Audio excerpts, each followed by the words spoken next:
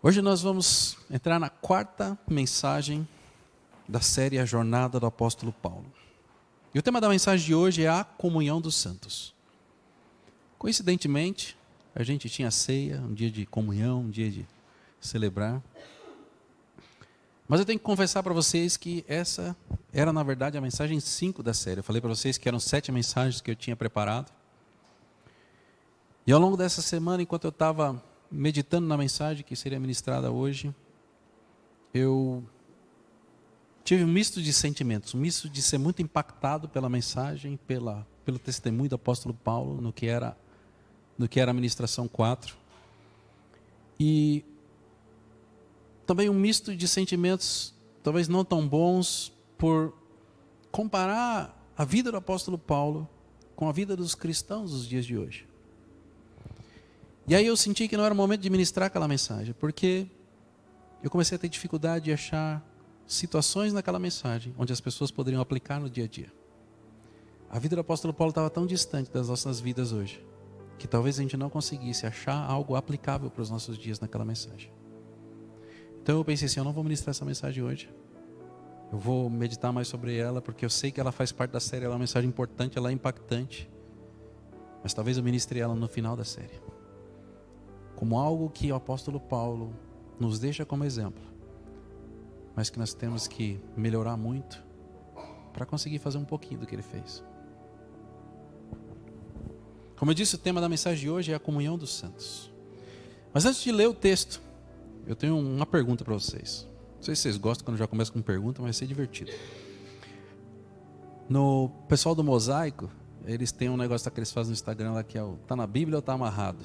Eu fico vendo e nem sei se eles estão fazendo mais, mas eu vi alguns e eu achava muito engraçado. Eles fazem uma pergunta da Bíblia e a pessoa tinha que falar se estava na Bíblia ou se está amarrada. Aí, às vezes tem um versículo da Bíblia, um texto popular e as pessoas têm que responder. E eles vão fazendo para os jovens lá e perguntando.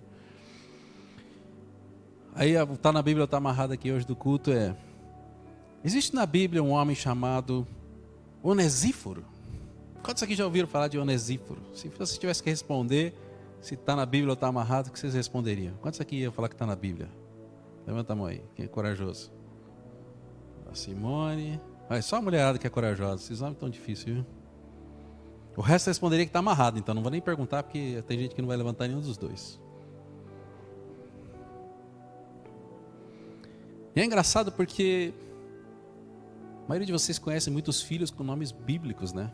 Mas com certeza vocês não conhecem ninguém chamado Onesíforo. Já pensou alguém?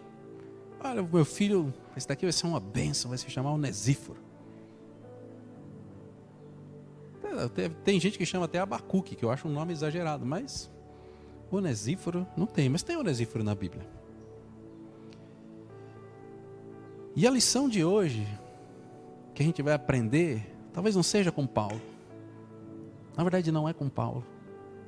Talvez a mensagem de hoje é toda rodeada em torno desse camarada chamado Onesíforo. A Simone e a Jennifer acertaram. O resto errou, viu? Não quer falar nada não. Mas vocês vão entender como muitas vezes, sabe aqueles nomezinhos irrelevantes que você vê na Bíblia? A gente não dá valor para eles, a gente nem sabe onde é que está, nem lembra deles. Mas às vezes eles têm um papel tão importante no todo.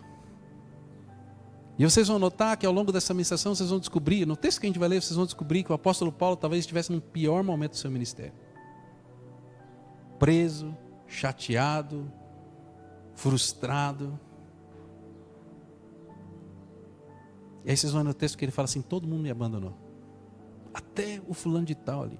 Cita duas pessoas que obviamente ele tinha uma expectativa muito grande que não o abandonariam. Imagina você servindo ao Senhor, batalhando, e de repente aquelas pessoas que estavam do seu lado não estão ao seu lado. De repente, quando você mais precisa, as pessoas que você contava te abandonam. Talvez vocês nunca tenham parado para pensar nisso, mas quando um cidadão era preso e ficava numa prisão romana, ele dependia das pessoas para cuidar dele. Não é igual a gente vai hoje que o cara vai preso, tem uma situação lá que tem comida, tem cama, tem oportunidades, por mais que esteja preso, ele tem um mínimo de cuidado. Os romanos não tinham esse negócio de direitos humanos. Você está preso, cara, se vira. As famílias tinham que ajudar, levar comida, sustentar. Era uma situação complicada. E nesse momento onde Paulo escreve a carta de 2 Timóteo, ele está preso, está passando as instruções para Timóteo, mas o momento dele não é bom. Talvez ele esteja chegando no fim da carreira dele, ele sabe que ele vai morrer, eu não sei como é que estava a cabeça dele, mas no meio das instruções que ele passa para Timóteo, a gente vai ler os versículos que está em 2 Timóteo 1, a gente vai ler os versículos de 15 a 18. Ele encoraja Timóteo, ele dá instruções para Timóteo antes e depois, mas esses 3 versículos demonstram como estavam as emoções de Paulo, como ele estava nesse momento de cárcere fechado. Eu vou ler aqui para vocês. Versículo 15 começa dizendo: você sabe que todos os da província da Ásia me abandonaram, incluindo Fígelo e Hermógenes. 2 nomes bons para vocês que vão colocar o nome em filho: Fígelo e Hermógenes. Que o Senhor conceda misericórdia à casa de Onesíforo, porque muitas vezes ele me reanimou e não se envergonhou das minhas algemas. Pelo contrário, quando veio a Roma, me procurou diligentemente até me encontrar. Que o Senhor lhe conceda que naquele dia ache misericórdia da parte do Senhor. E você sabe muito bem quantos serviços ele me prestou em Éfeso.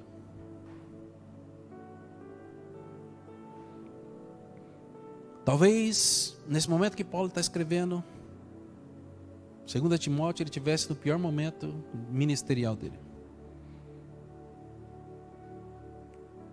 Talvez, do ponto de vista, as igrejas plantadas, funcionando, as pessoas cuidando com os discípulos que ele tinha colocado, mas o ministério dele não tinha terminado e as emoções começaram a aflorar ali.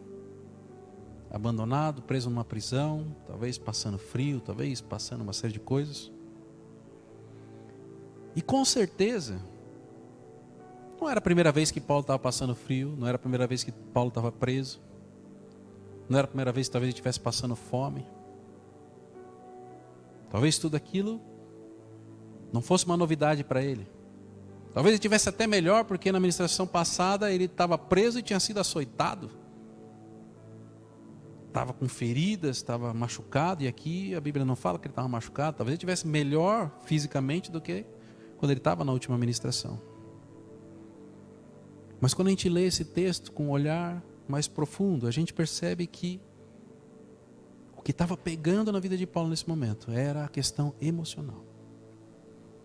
Talvez dentro do seu ministério esse era o pior momento, onde ele sentiu uma solidão profunda, uma sensação de abandono, uma sensação onde ele se sentiu incapaz e impotente.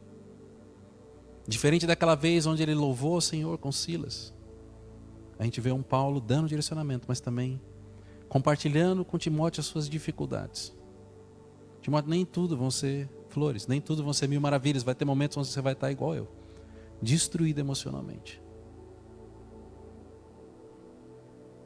Talvez o peso do fim que se aproximava tinha chegado sobre ele. Vocês lembram quando Jesus orou no Getsemane? O Carlão ministrou sobre isso esses dias. O peso daquilo que estava por vir. Uma carga muito pesada. Talvez Paulo estivesse sentindo algo parecido com isso nesse momento. A Bíblia não dá detalhes sobre as emoções de Paulo, mas esses 3 versículos mostram um Paulo muito abalado.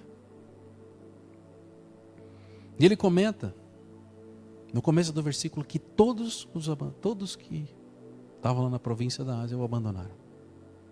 Não está falando assim, só esses 2 camaradas aqui me abandonaram. Fala, todos me abandonaram. Isso demonstra que ele estava sentindo uma solidão, ele estava sentindo que talvez aquelas pessoas que ele considerassem como amigos tinham esquecido dele, se envergonhado dele. E quando ele cita Fígelo e Hermógenes, eu entendo que ele tinha uma alta expectativa de que esses 2 continuassem o suportando, continuassem o ajudando, e eles não cumpriram com a sua palavra, não honraram as promessas que tinham feito, não estavam presentes naquele momento difícil de Paulo. Talvez isso tenha acontecido com você em algum momento da sua vida. Talvez você tenha contado com pessoas que você considerava muito, e essas pessoas te frustraram, te feriram.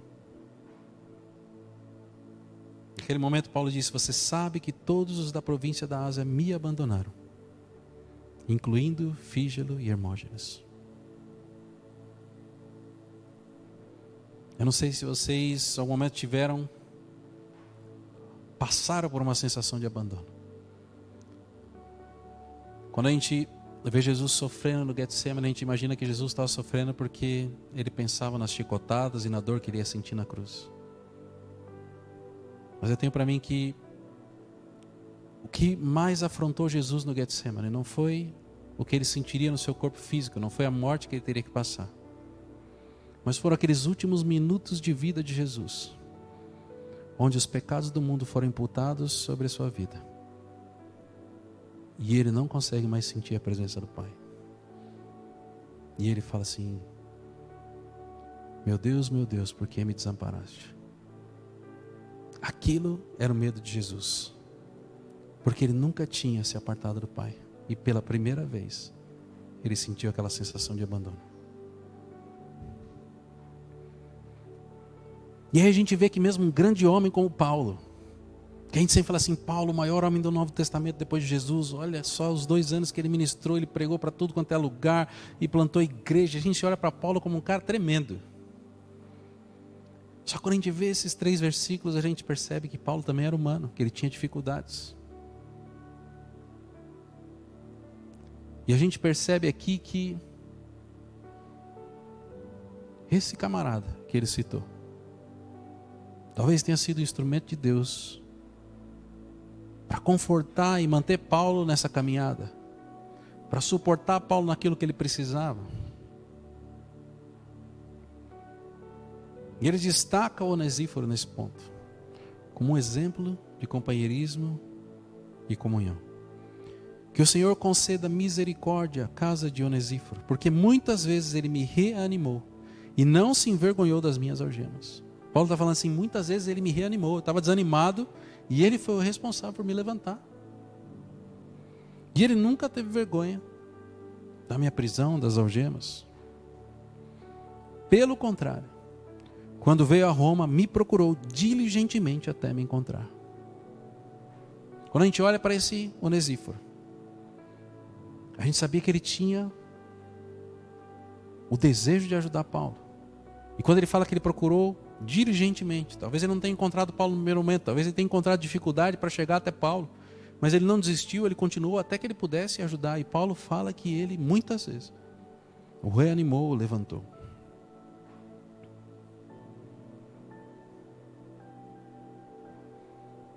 Fazendo um parênteses aqui, para uma interpretação que não está, a Bíblia não deixa claro.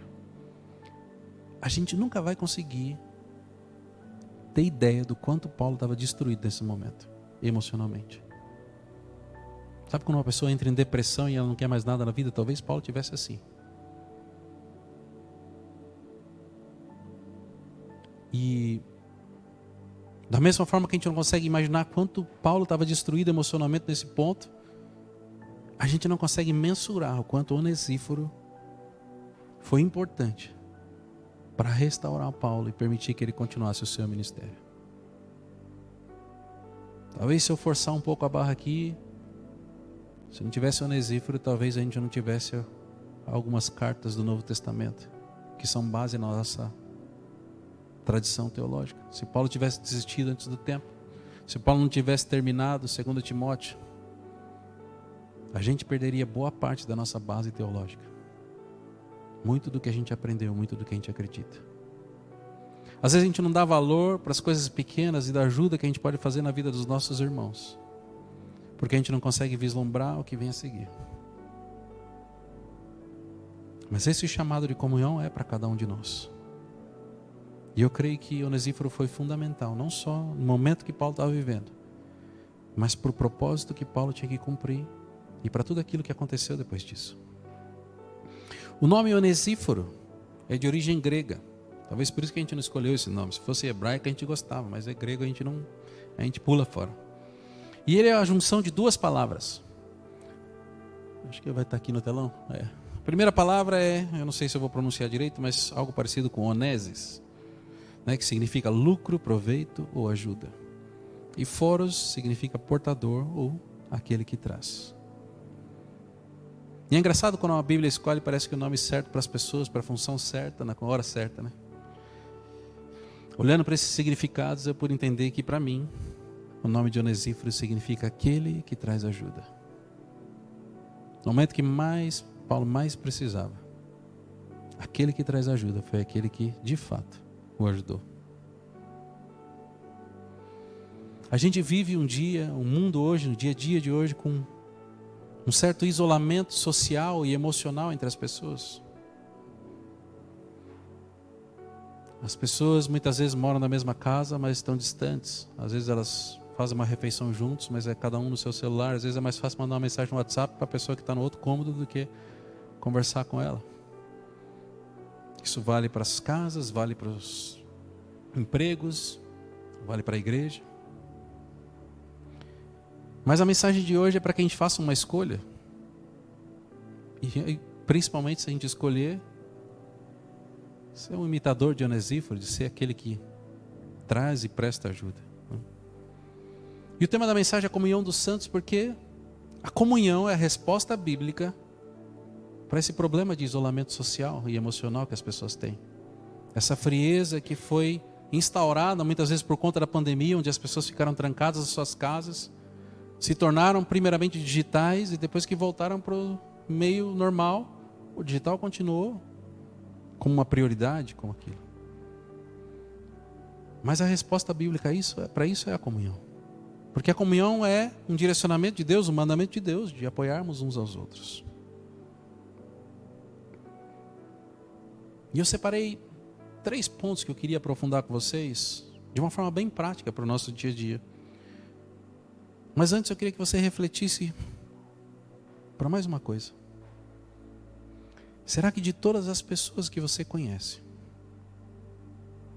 será que não tem alguém, assim como Paulo, precisando que você seja um Onesíforo na vida dela? Será que você não consegue se lembrar de alguém agora que está mal, que poderia receber um telefonema, que poderia receber um abraço, que poderia receber uma palavra de conforto, que poderia receber simplesmente uma mensagem no WhatsApp e para simplificar falar assim: eu vou orar por você. Nem sei o que você está passando, mas eu vou orar por você.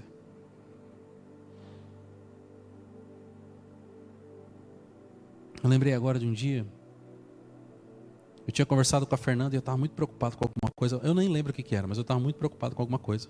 Já faz muitos anos isso. Alguma decisão que eu tinha que tomar, eu não lembro o que era. E eu conversei com a Fernanda e a Fernanda falou assim: vamos orar, fique em paz. Mas eu não estava muito em paz, não.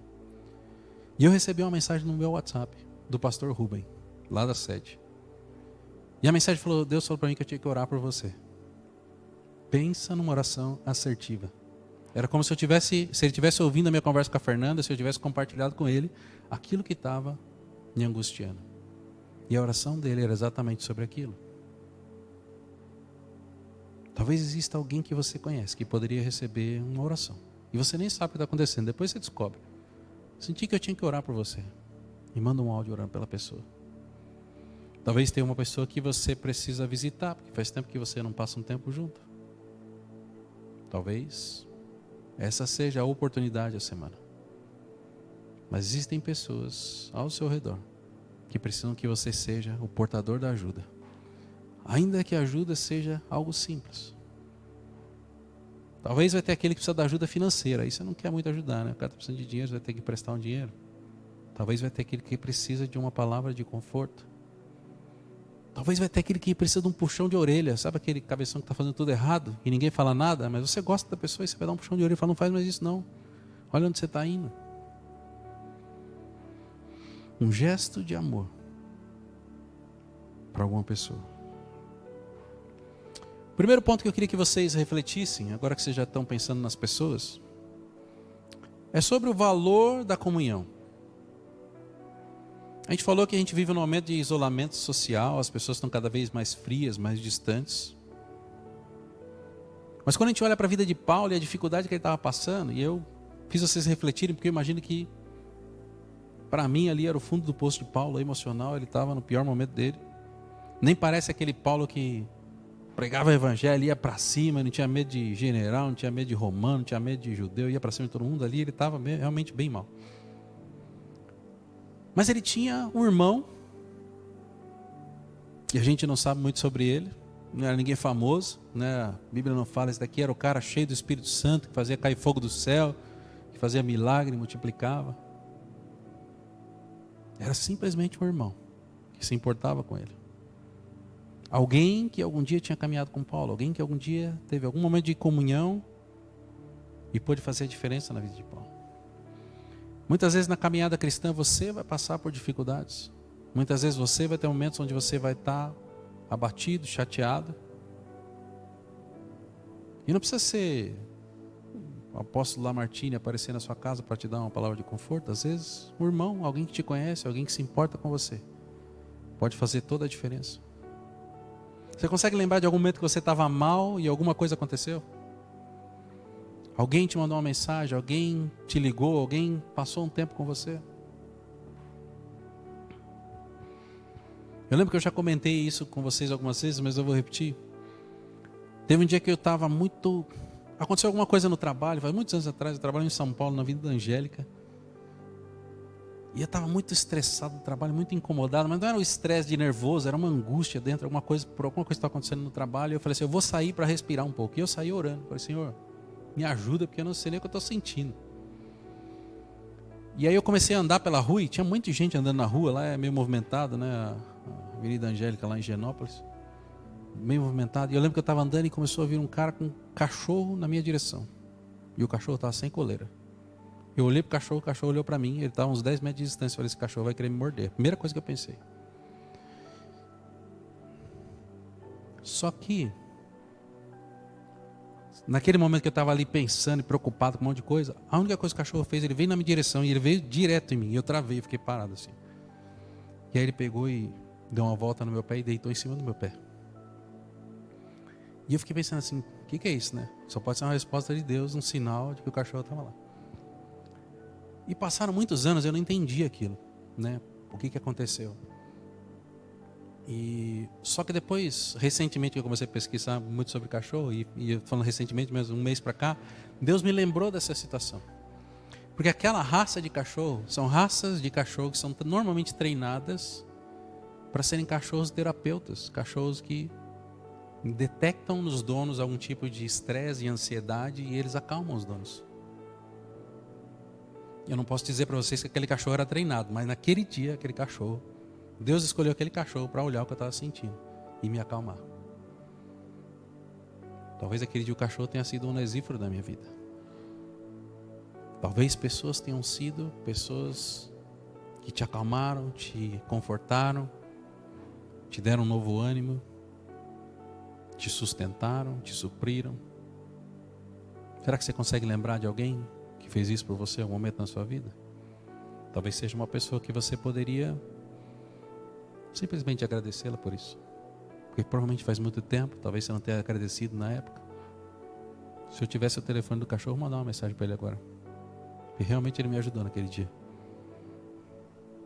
Hebreus capítulo 10, versículos 24 e 25 diz o seguinte: e consideremos uns aos outros para nos incentivarmos ao amor e a boas obras.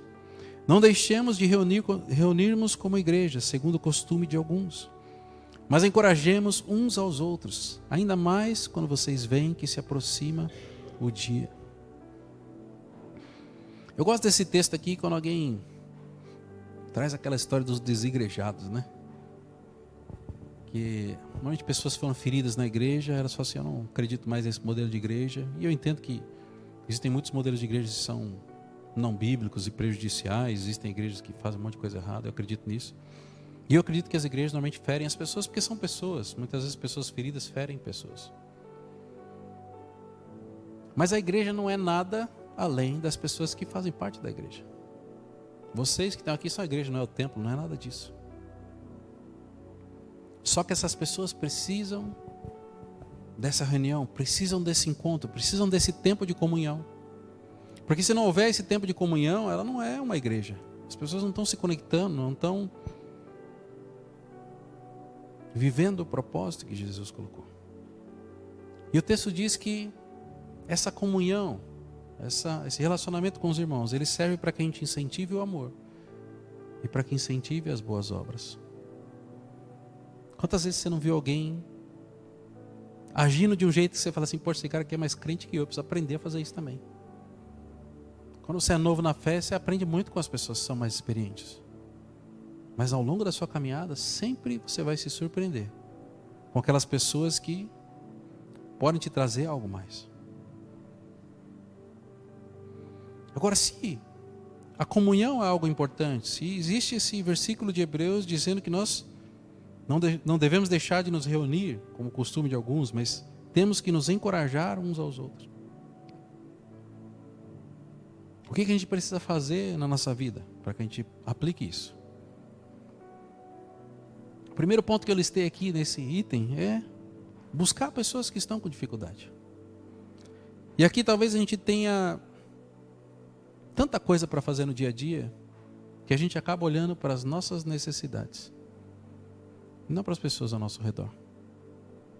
Talvez aquilo que é o nosso maior problema seja pequeno, perto do problema das pessoas que estão próximas da gente. E talvez a gente nem tenha a solução para o problema delas.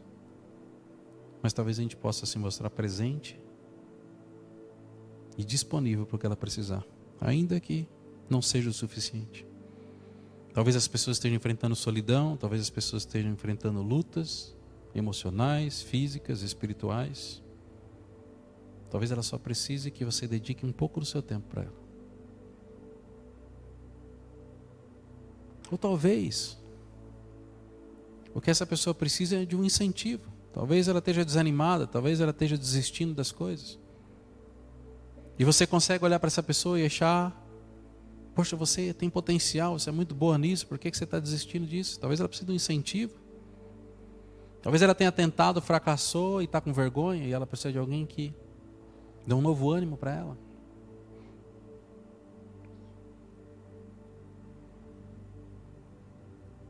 Vocês fizeram uma listinha das pessoas, vocês vão ter que ligar aí. Talvez o incentivo venha com um contato. Eu me lembrei agora de uma semana onde a gente não tinha muitas IAs, só tinha sede e a nossa aqui no interior. E é de Campo Grande, né? E aí o pessoal descobriu lá na sede que tinham 100 e tantas pessoas que tinham sido batizadas e aclamadas, e ninguém nunca tinha ligado para elas na sede. E aí eles dividiram tudo e eu peguei todas as pessoas do interior. Tinham 60 e poucas pessoas.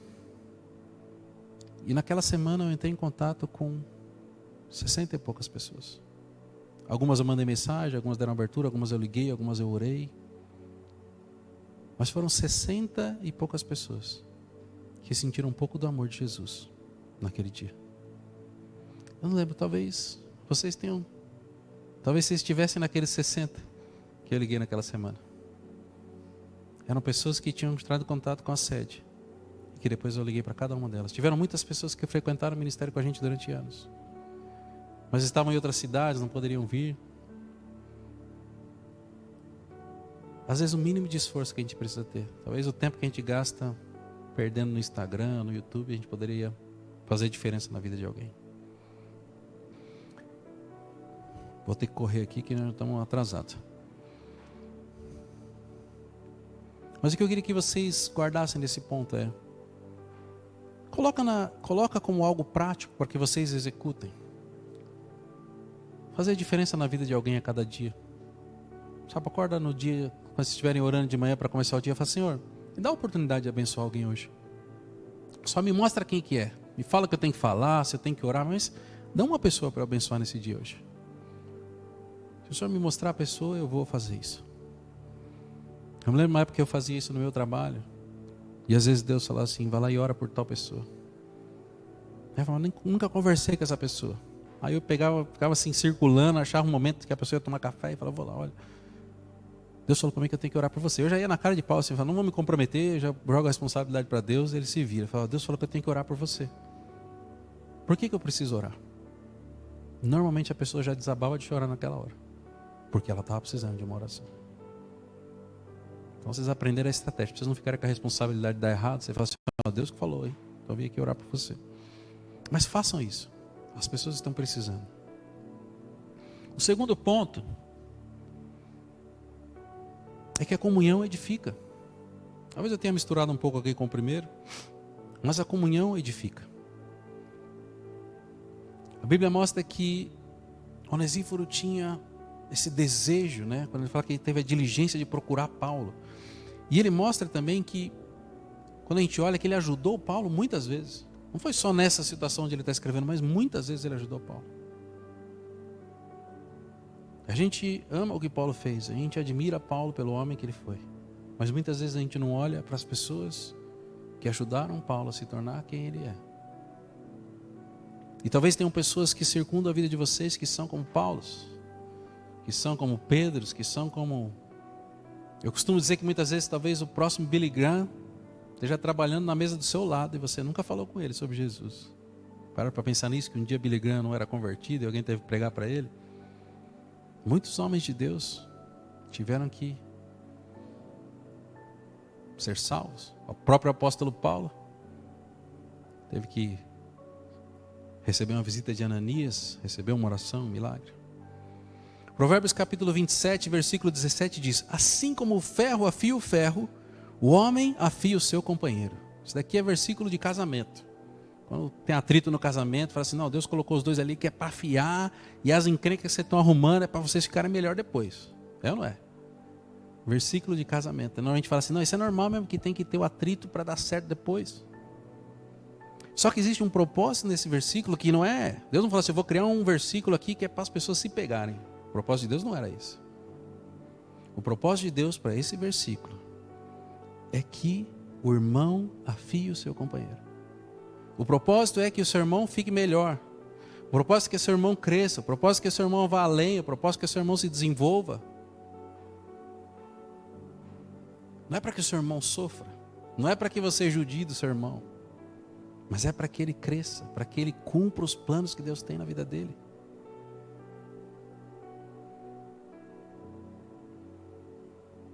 Quantas amizades você tem que tem te afiado e te tornado melhor?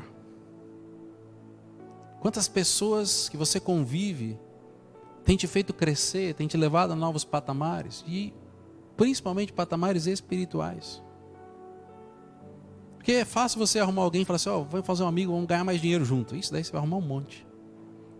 Agora, cada vez você arrumar um amigo e falar assim, olha, vamos orar junto, que nós vamos buscar o Senhor, nós vamos sentir a presença de Deus mais do que a gente já experimentou até hoje. Será que você tem alguém assim na sua vida, um amigo desse? Amizades que te apontam para Cristo, amizades que te apontam para Jesus. Essas são as amizades que precisam, merecem e devem ser cultivadas. Pessoas que, como a Bíblia diz, quando necessário vão te afiar. Olha, você fez o negócio que está errado. Isso daqui não está na Bíblia não, isso daqui está amarrado. Conserta aí seu caminho, porque eu me importo com você. Quer andar junto comigo, vai andar direito. Conserta esse negócio aí, vamos embora. Você precisa escolher as pessoas que caminham com você. Se tem alguém que está andando com você, que está te levando por um caminho errado, é hora de rever isso daí. E aí, tem outra moeda disso. Que muitas vezes a gente olha e fala assim, essas amizades são uma bênção. Mas será que você é uma bênção na vida da outra pessoa? Se eu disse que você tem que escolher amizades que apontam a sua vida para Jesus, que levam você mais perto de Jesus, será que você tem feito isso na vida das pessoas que estão ao seu redor? Ou será que você é igual aquelas pessoas que eu acabei de falar que você deveria tirar da sua vida porque não estão te levando para Jesus? Porque nós temos essa responsabilidade. Às vezes um testemunho que você vive com Jesus vai impactar tanto a vida das pessoas ao seu redor, que você não consegue mensurar. Às vezes uma experiência, uma dificuldade que você estava lidando e Jesus trouxe uma resolução sobrenatural. E esse testemunho vai valer mais do que o curso de teologia que você pensou de fazer de 6 anos para conseguir fazer o primeiro evangelismo. Talvez existam pessoas que você pode se encontrar para fazer um devocional junto. Vamos ler um versículo por dia e vamos orar junto. Vamos pegar esse problema que você está passando e vamos sentar e vamos orar por isso.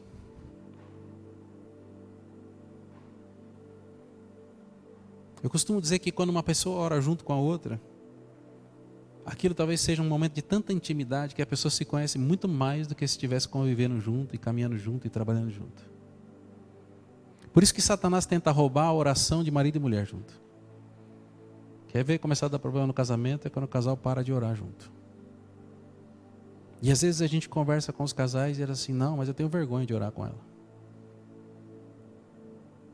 Só que a oração é um momento tão íntimo entre o casal que as pessoas começam a ter vergonha de orar juntas. Mas isso não só é necessário no casamento, no relacionamento, numa sociedade, numa amizade, mas é importante ter esse tempo de oração. A gente precisa de oportunidades para que as pessoas possam se conhecer.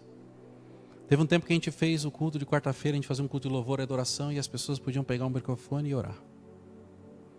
Quem participava sabia que quando alguém pegava o microfone para orar, podia ser a pessoa que estava do lado. Parecia que gerava uma intimidade automática. Já era amigo, já era de casa. Nunca vi a pessoa, mas orou, gera intimidade instantânea. Você começa a entender como a pessoa ora, o que ela se derrama diante de Deus, você aprende com ela. É diferente. A oração faz isso com a gente. E a comunhão e a oração faz isso com a gente. Agora a igreja tem um papel nisso. Nossa igreja tem um papel nisso. E aqui, provavelmente a culpa é minha, a gente não está fazendo isso. A gente tem um momento do culto onde eu falo, vocês ouvem, ninguém está falando nada, né? Não tem momento de comunhão aqui. A gente conversa antes do culto e depois. Mas a gente precisa ter algum encontro no meio da semana. Seja o estudo bíblico, seja uma célula, seja vida cristã, a gente precisa voltar com isso. Porque esse é o momento onde vocês participam, é o momento onde vocês se conhecem, é o momento onde vocês podem orar. Nos tempos que a gente fez a vida cristã, a gente conhecia todo mundo. As pessoas oravam, a gente sabia quem que era, de onde veio, qual era o momento. As pessoas podiam compartilhar suas dificuldades. A gente precisa voltar com isso. Agora eu queria deixar para vocês um desafio prático para vocês colocarem essa semana. Queria que vocês se reconectassem com alguém que vocês talvez não tenham contato há tanto tempo aqui na igreja. Eu sei que vocês foram jogar vôlei esses dias, mas vôlei não conta. Tem que ser algo individual. A pessoa talvez esteja precisando de você. Ela não vai chegar lá no meio do vôlei e falar assim, olha, estou com uma dificuldade aqui, e contar para todo mundo. Ela precisa de algo pessoal, ela precisa saber que você se importa com ela. Não sei dizer quem poderia ligar para quem, porque eu não conheço a afinidade de vocês nesse nível de detalhe, mas eu sei que o Senhor pode te usar simplesmente para dar atenção para alguém que está precisando. Talvez tenham pessoas aqui no meio de vocês, talvez tenham pessoas sentadas aqui ao seu lado, que estão igual a Paulo, destruídas emocionalmente, precisando de uma ligação, precisando de um contato. E vocês são as pessoas, os onesíforos que Deus escolheu para fazer a diferença na vida dela. Existe uma estatística de um pastor dos Estados Unidos chamado Peter House. A igreja dele, se não me engano, chama Substance Church. Uma igreja gigantesca, um monte de membros. Chega mais gente lá no culto de domingo nova do que a gente tem na igreja aqui no mês. E ele falou que ele descobriu nas pessoas uma estatística de que quando uma pessoa chega na igreja pela primeira vez, não importa se ela não é convertida, chegou na igreja pela primeira vez, se ela conhecer 3 pessoas e fizer 3 amizades que ela consegue se relacionar na semana, essa pessoa nunca mais sai da igreja. E se ela fizer, ao longo da sua caminhada naquela igreja, 7 amizades, ela nunca mais se desvia de Jesus. Nunca mais se aparta da fé. Eu lembro que eu voltei esse vídeo várias e várias vezes para ter certeza de que ele estava falando que se a pessoa tivesse 7 amigos na igreja, ela nunca mais se afastaria de Jesus. E aí eu tive a certeza quando ele falou assim, a nossa meta aqui na igreja, a nossa obrigação é fazer com que essa pessoa tenha 7 amigos na igreja.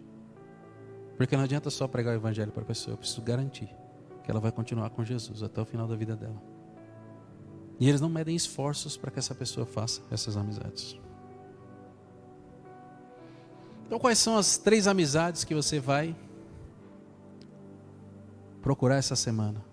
Estabelecer contato, as 3 amizades aqui da igreja. Ore por isso. E o terceiro ponto, talvez seja o melhor para nós do que aquilo que a gente falou, né? A gente está falando de buscar as pessoas, a gente está tendo trabalho até aqui. Mas o terceiro ponto é que a comunhão alivia o peso. A comunhão cristã nos incentiva a carregar os fardos uns dos outros. E de forma prática viver o evangelho com isso. Em Gálatas 6:2 diz: levem os fardos pesados uns dos outros, e assim cumpram a lei de Cristo. Não estou levando os fardos uns dos outros porque eu acho bonitinho, porque eu quero ser o melhor, mas porque é a lei de Cristo. Porque existe um direcionamento para que a gente faça isso, existe um direcionamento para que a gente ajude os nossos irmãos. A gente não tem que amar o próximo como a nós mesmos.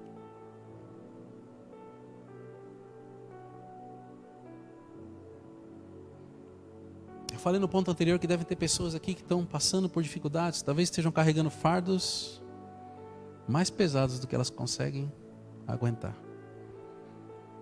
E talvez, se você não assumir o papel de Onesíforo na vida dela, talvez ela possa sucumbir, talvez ela possa se perder, ou principalmente, talvez ela possa sofrer mais do que ela precisa. Existem pessoas com todos os tipos de problemas. Pessoas com problema financeiro, pessoas com problemas emocionais, pessoas com problemas espirituais.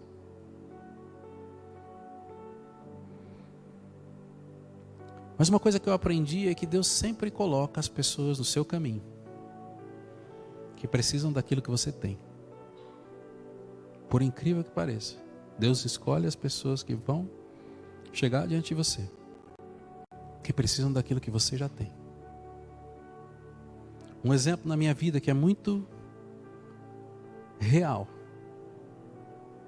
Eu tive uma experiência de um pai ausente, que Deus teve que restaurar lá na frente.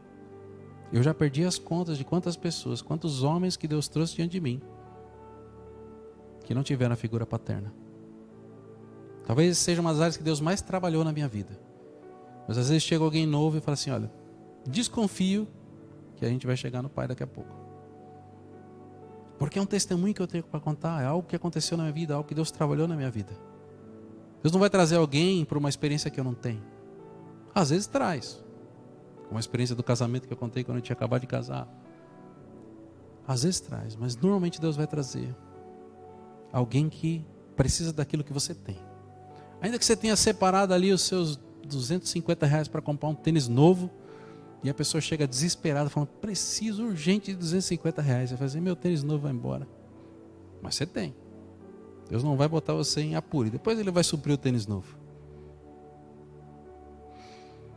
Mas tenha a disposição de ajudar as pessoas quando elas precisam. Porque às vezes aquilo que não é muito para você é um fardo muito grande para aquela pessoa. Uma vez eu vi uma pergunta. Se eu perguntar para vocês assim, qual é o maior problema que você tem, que você queria se livrar dele, vocês vão pensar coisas assim: olha, meu maior problema, isso daqui me tira dor de cabeça, é isso. Cada um vai ter o seu. Só que aí o cara fala assim, era um pastor, ele falou assim: então vamos fazer o seguinte, agora você vai trocar o seu problema com o problema da pessoa que está do seu lado, uma outra pessoa que você não conhece. Aí talvez o cara só tenha um problema que eu não consigo pagar o boleto de R$500 na semana que vem. Aí ele tem que trocar o problema dele com outra pessoa que consegue pagar o boleto de R$500, mas está com câncer terminal, fim da vida. Será que ela quer trocar ainda?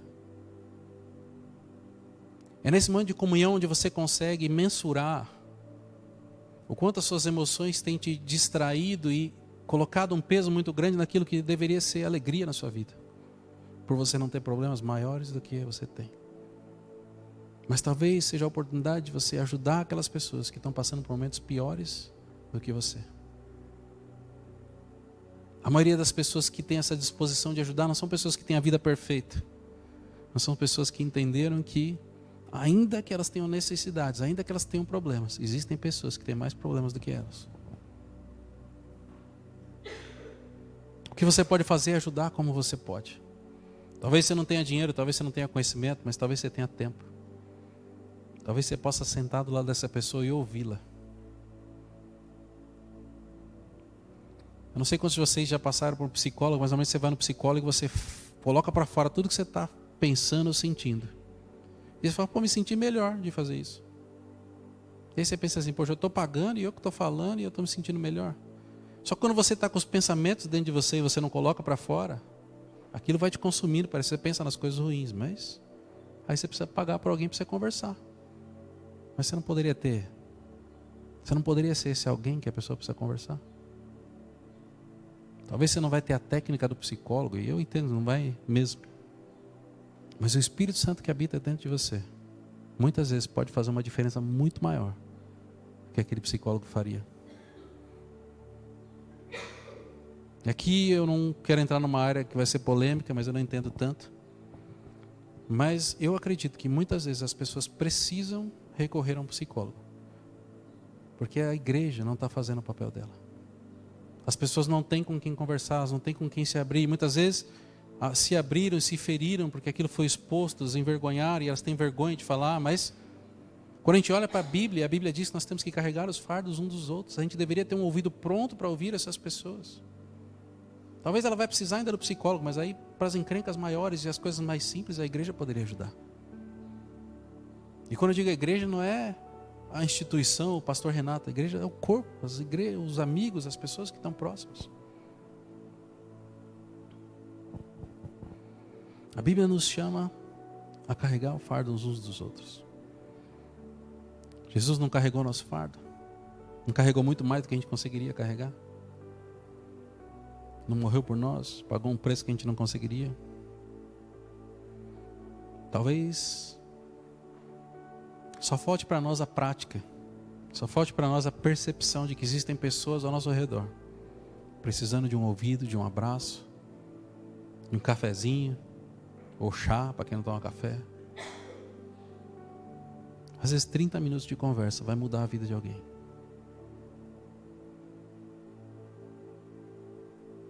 Talvez exista uma pessoa que você conhece, que está destruída como Paulo estava destruída.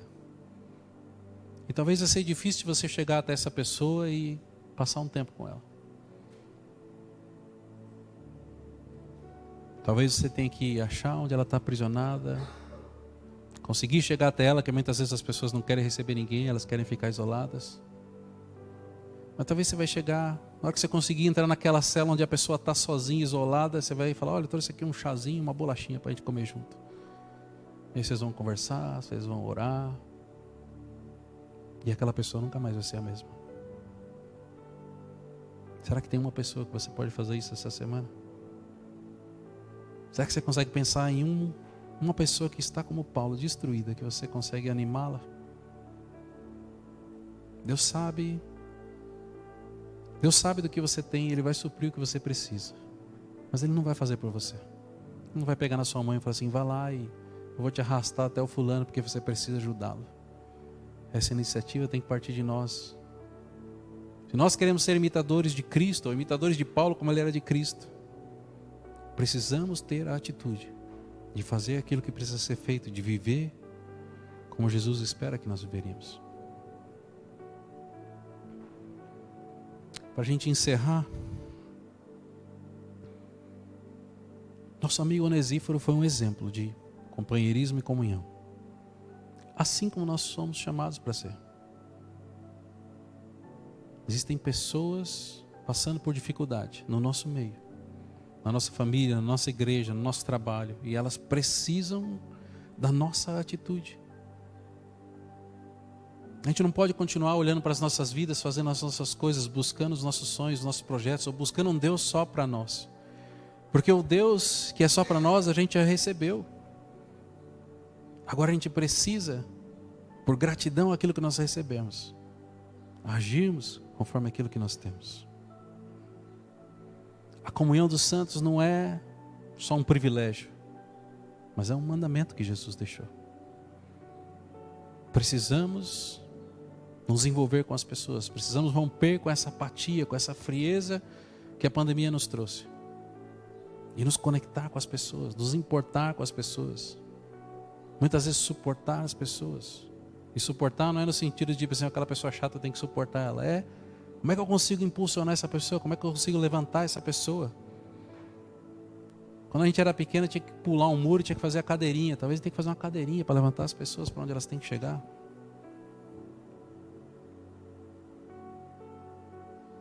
Paulo precisou disso. O grande apóstolo, Paulo, precisou de alguém que fizesse essa função na vida dele.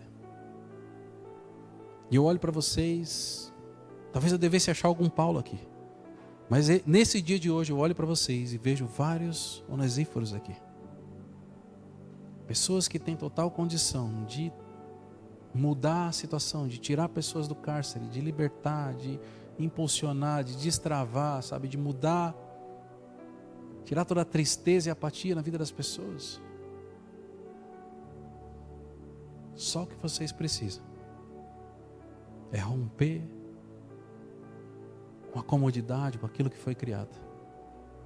E eu sei que Deus vai proporcionar grandes testemunhos naquilo que vocês vão experimentar. Queria que vocês ficassem de pé para a gente orar.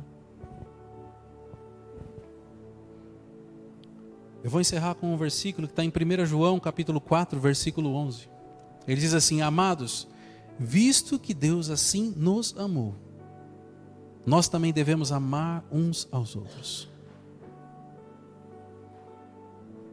Muitas vezes a gente foca em nos amar, em nos buscar as coisas que nos agradam. E o exemplo de Jesus nos mostra exatamente o oposto. A gente está assistindo a temporada 4 do The Chosen. E eu fiquei pensando exatamente nisso. Se você olhar a vida de Jesus, você não vai achar um momento onde ele fala assim: que legal, agora eu vou conseguir esse negócio aqui que eu sempre quis. Estava querendo um sapato novo, uma roupa nova. Eu acho que eles até exageram um pouco na série com os negócios de festa e comida, que eu acho que isso daí não está tanto na Bíblia assim. Mas você não vai achar nenhum tipo de egoísmo em Jesus. Jesus não se colocava em primeiro lugar para nada. Quando ele chegou diante dos discípulos e falou que ia lavar o pé deles, ou quando ele chegou diante de João Batista para ser batizado, ele estava sempre se colocando numa posição de inferior, porque ele disse que o maior no reino é aquele que mais serve. Só que com o passar do tempo parece que nós nos esquecemos de que o maior é aquele que mais serve. E a gente se contentou em alguma posição onde a gente não é aquele que mais serve, mas é aquele que mais recebe. Visto que Deus assim nos amou, nós também devemos amar uns aos outros. Nós precisamos nos conectar com as pessoas ao nosso redor. Talvez você olhe para ela e fale assim: ela não precisa de nada, porque ela tem muito dinheiro. Mas talvez as emoções dela estejam destruídas como as de Paulo. Se a gente olhasse para o apóstolo Paulo hoje, a gente falasse assim: que isso, Paulo não precisa de nada, olha o cara que ele é. Prega evangelho, expulsa demônio, cura as pessoas só com um lencinho lá que estava com o suor enxugado. A víbora picou ele, quem morreu foi a cobra. Esse cara não precisa de nada, mas ele precisava. A gente não pode julgar as aparências, mas a gente precisa conhecer as pessoas. A comunhão não é só de falar, cumprimentar e perguntar: oh, está tudo bem com você? A pessoa: está tudo bem, e vai embora. Está tudo bem mesmo com você? Estou achando que você está chateado, você está preocupado. Vamos tomar um café junto, vamos conversar.